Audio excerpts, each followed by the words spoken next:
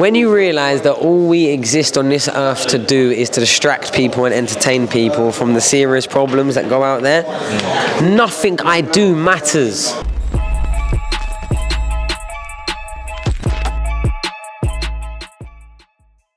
This is Jonathan Agger, your fifth pro boxing fans, joined by Sonny Edwards here at Family Feud. Your brother taking on Thomas Essomba this Friday night at York Hall. Sonny, always a pleasure. How's things? Everything's good. Everything's good. Had a busy last from Sunday to now. We took the Ish fight, came down to London, spent the whole week of London in Wembley. Then I've been down here over the weekend. I've been, doing a few things behind the scenes, centered around myself. Then straight into another fight week where we have the headlining champion, Thomas Essomba, defending against my brother. And then at the end of the week, I've also got Brandon Scott and Giorgio Vicioli returning to the ring in Sheffield. And then, so I've got a few things to think about before I think about, anything else the week after. Now, up there, obviously, you're in Essomba's corner this Saturday night. I don't know about officially in his corner, but you are Team Essomba. Was it a bit awkward up there? You're obviously, it's your brother. He's backed you. You've backed him. You're in his corner last time out. Is it a bit awkward? Not really. Not really. I know Charlie wants as many eyes in this as possible. Charlie's very confident. Charlie's very confident in this fight. He thinks it's a foregone conclusion. I can tell by the way he's speaking. And I think that's dangerous. That's a dangerous mindset for him to be in. And, I'm not in the business right now of, trying to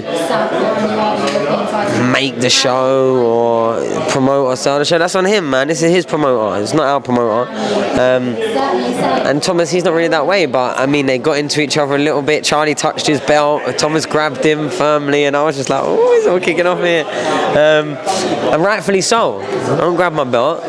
Don't show disrespect. And I think Thomas was right. Sometimes my brother with his mouth is very disrespectful. I don't think he fully always intends it or means it. I think when he's speaking in interviews, he's normally smoothing over his insecurities, or he's trying to convince the world, trying to convince himself. I'm not sure. But it's not awkward for me. I just let the two fighters do their talking. They asked me a question, I answered my question, got what I wanted to say out here.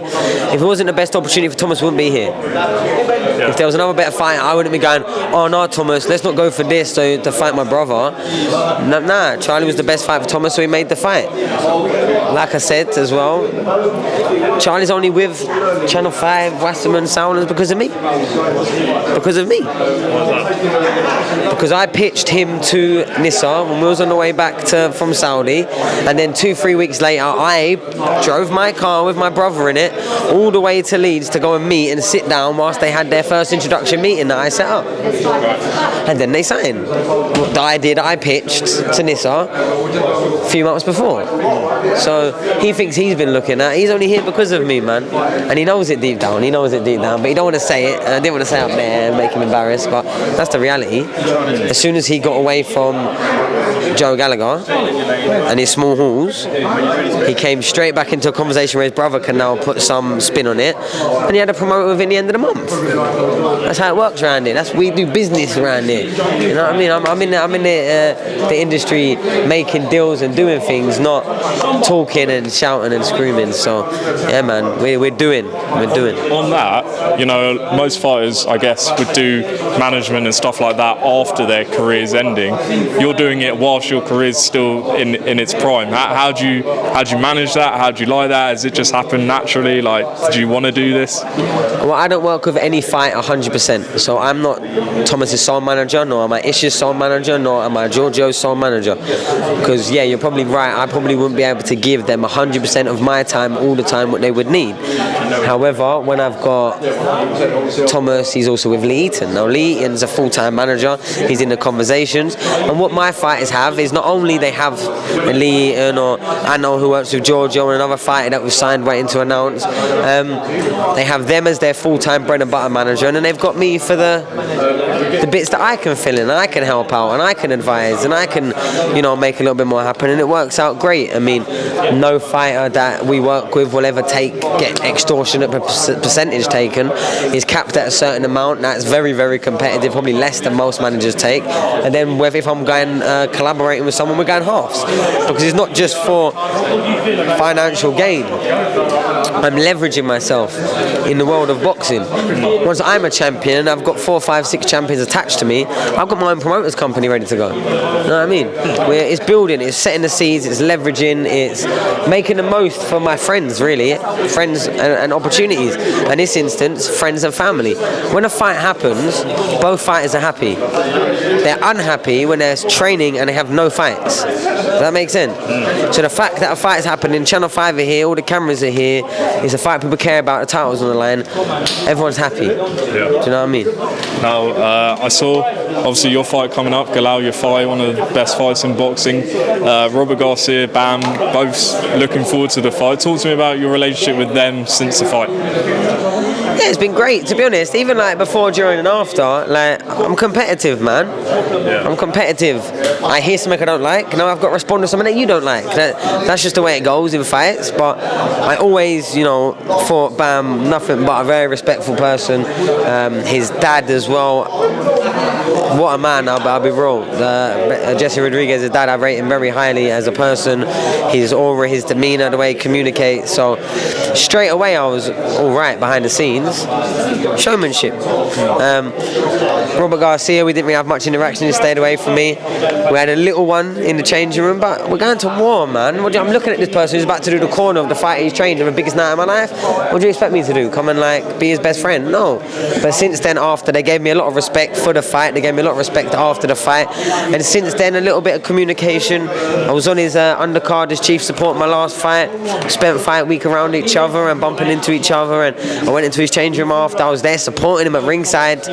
He was in a very hostile crowd, believe it or not. That was an Estrada heavy populated crowd when he fought. And I was there jumping up ringside shouting. He was even looking out at me and giving me little responses. And that's what boxing's about, man. He earned my respect because he beat me. I don't disrespect him because he beat me. If anything, he's the one person more than anyone in the world I should be respecting. And I don't even have no negative emotion towards it, because that is really the first time I've ever been in a ring and lost control in my life.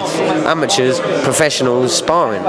So I don't feel less of myself or I have to dislike them. If anything, give them their props. I know I'm a great fighter. He's just a greater fighter right now, and that's fine. I can live with that. To be fair, you didn't shy away from the challenge. You always called for that fight and you wanted to test yourself at the elite level. And so would I again if opportunity arises. There's not someone that can walk around and weigh the same as me at a certain day before the fight that I'm never going to fight. The best ones are the ones I want to fight. So, if he's looking like an absolute animal, chuck me in the ring with him. That's all I want. I don't want easy touches. If I wanted easy touches, my career would have been different. My record would have been different. The hype would have been different. I would have been stopping people. And all my fights, even at a lower level, was always for a way of a hard fight, a step up, making sure that I'm ready when it gets to world level to be a world champion, and when I get a world title to hold it for a bit. And I managed to do that. I didn't want to just get a flash in the pan or get an opportunity and lose it and have to come back. I really wanted to build up, so the only way to do that was by having the learning fights on the way up, having the hard fights. I got put down once, got put down twice. Because I'm just taking every fight I was taking. There was actually half legitimate fighters from other sides of the world, Mexico or wherever. Decent amateurs, had won stuff themselves, decent records, knockout power. I was really trying to just get better. And if I can't beat someone that's ranked 100th, how am I thinking in my head I'm going to beat number one? So now I'm number one. I look down and go, well, who wants it? And go through, I got promoted, I signed a contract, so whoever Eddie wants me to have it with, really. And Galal was the one next, so that's who we're going with. I don't care. I'll be real, I could lose 5 fights in a row and still come back with that same mentality, that same confidence, and still taking the same fights. I'm 2 feet into this boxing, nothing else, and that's boxing competing, that's boxing helping train, that's boxing manage, that's boxing commentary, punditry, and it will be boxing promoting eventually, hopefully, inshallah. So everything in boxing I want to be at some part of, and I want to do it in a way no one's ever done it before, because who do you know won a world title and then done everything else as well? I'm trying to do it. I don't know anyone else has. Tony, just finally quickly touch on the weekend. Obviously Joshua Dubois, two guys you know well. Obviously Dubois knocking Joshua out. Thoughts on the fight and the performance? I'll be real, because of the ish, I was licking my wounds a little bit. I was a little bit deflated. 96,000. I was feeling a bit overwhelmed, like with the stimulation of so many people and so many whatever, getting pulled left, right, and centre. You know that feeling of being just overstimulated. Like, I got ADHD, so sometimes it's just a bit like. So I got out of there. I sat there in the hotel, nursed a little spice rum and lemonade to make me feel better, and then got the bad news of AJ, because you got to remember, like, I like both guys, but AJ is much easier to have more of a connection with. He's much more of a person's person, you know what I mean? And I spent time with both of them on my GB days. I spent time with both of them through the amateur system, through, you know, London finals, boxing on the same shows as Dubois, and the same championships. And my brother used to spar him. My brother used to spar Daniel Dubois in like Lynn or something years ago. My brother might have been 14 and Dan was like 9 or 10 or something, but Daniel was obviously, as you imagine, quite a big kid and quite good, obviously. Yeah, man, a bit sad, I'll be real. It's quite funny. Sat down in the hotel, and we was one of them, so it was all the losers really in the hotel, you know, us, the teams, you know, of all the loser boys. And then when we was the firm as well all week, you know what I mean, we're all friends. And then the only one person that walked in, and it made me feel so much better, yeah, the only one that had a win in our hotel, my mate who actually did my corner for my debut, Tom Stalker, walked in with Josh Padley. So I want to say a big shout out to Josh Padley, someone I used to spar. So I'm sparred a few times. All the Still City boys from me to Dalton and Heavy have sparred Josh, because he's very, very, very, very tough. And I wasn't fully surprised. I was saying all week, nah, Josh is tough. Like, he's had some ding-dongs with Dalton and sparring, like spars that were like absolute fire to watch. Because normally when Dalton hits someone clean, they go missing. They, like, you see the change in them. But Padley was getting caught with big clean shots, biting down the gum shot and throwing back, and it was just. And Dalton's tremendous, you know what I mean? So I weren't surprised that he could hold it out with Mark Chamberlain. I wasn't surprised that he put him down, and I wasn't surprised that he won the fight, because, you know, sometimes when you're overlooking someone, and sometimes when you're coming to change your life, the 10%, 15% shift of overall performance both ways is more than enough to make the difference, and I think it was. Yeah, that was big shout out to Josh Padley. That was against all odds, won the fight. Just finally on AJ, obviously, you know, you've been through, you know, high profile losses, maybe not at the same level that he has. Loss singular. Not isses. Not losses. Loss.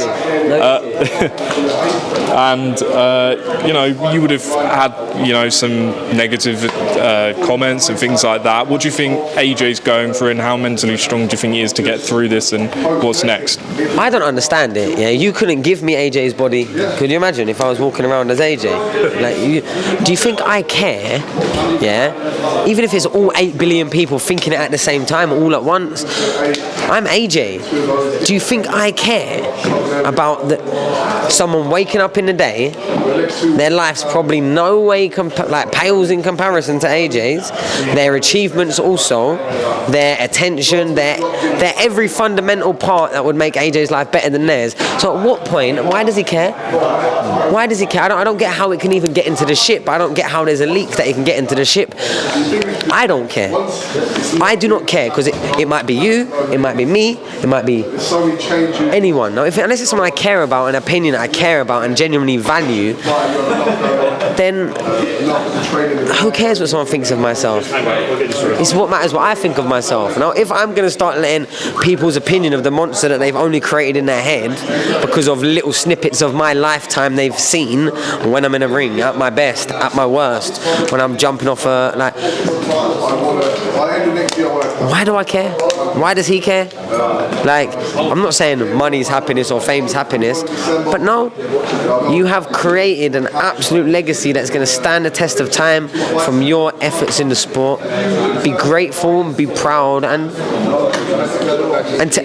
here's my rule, yeah? Until I would click my fingers and change my life for theirs, there's not one opinion they can have on me that's going to make me care. Not one.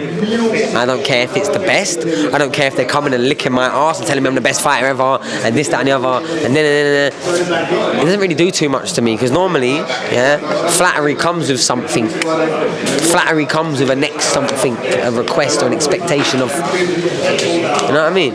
So flattery kind of scares me. I'd rather people be cussing me, at least I know they're feeling about me. Now it's not going to be like, Sonny can't punch, or all he does is run.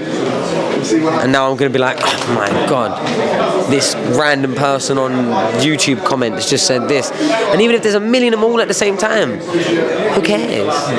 Who cares? Like, what are they doing? They're engaging. They're finding something in boxing to be passionate about, and then they're just talking about it. Are you gone, yeah? The main manager. Yeah, the main manager. The main man's here. He just comes for a picture and goes, Thomas. Goes for a picture. Hey, comes here, smiles, and then just goes. Collects all the money. That's it. He counts all the money. That's how we roll. See you in a bit. See you in a bit. I mean, I'm working all around. I don't know. Well, I think you made your point clear on, basically not caring about what people think, right? Yeah. When you realise that all we exist on this earth to do is to distract people and entertain people from the serious problems that go out there, nothing I do matters. I'm a boxer.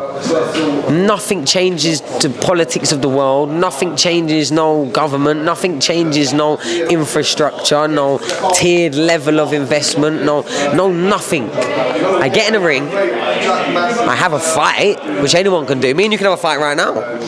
Anyone can do it. I'm just better than most people at it. So therefore, I get championed in the sport. Now, all I exist to do is for people to get entertained, or maybe not get entertained, get mad, get angry, shout, hurl abuse, like, depending on what day of the week it is, really. I'm here as a distraction tool for the masses. So the more you're getting angry or really getting invested in AJ's life and what shoe size he is, or who he's dating, or whatever the fuck that you're caring about, you're literally, by definition, taking your attention away from your own life, distracting it with someone else. Now, in the source of getting entertained of the weekend and having something to, have an interest in, and you and your friends will speak about it, I get it. And that's where your opinions come from. They're either really positive, really negative, because you've got to be someone in a conversation amongst you and your peers. Me, it doesn't affect me. I'll be real. I don't care what the world thinks of me. I'll be real. And I think anyone that's actually around boxing enough to see me enough times knows that I'm not a role model. I don't try to be. If people look up to me, that's on them. I don't want to be this, cleaner cut, cleaner than thou. I don't want to be this person you pedestal and put up on a shelf to be like looked at as the model of anything. I'm someone that started fighting very, very young, and even when I quit quite young, realised I was actually addicted to the act of fighting, and probably the same reason all those elites take kids' blood and drink it, for that adrenaline hit. I get that naturally from getting in the ring, and I love it. Like, I really, really love it. So whether I'm good at it or not, but that's firstly subjective to opinion anyway. I enjoy it more than I need to be good at it. I like to fight. I like punching someone in the face. I like getting hit in the face, and I like what it does to my mind and my body and my systems inside when it's going, when it's happening. Do you understand that? That adrenaline, that feel, that out of mind, that like really everything goes up, that I can take a punch and come straight back and I didn't feel it. Most of the day numb to things. Why? Because I've probably done and lived in certain aspects, like in every way that I'd wanted to. I've done the holidays I've wanted to. I've been to places. I've partied the way I wanted to. I've been around the people I've wanted to. I've had good already. I'm 10 years into my adult life. So boxing's the only thing that really gets my juices flowing, if I'm honest. The only thing that gets me excited. You know what I mean? Brilliant. Well, Sonny, appreciate your time as always, and good luck Friday night. Thank you.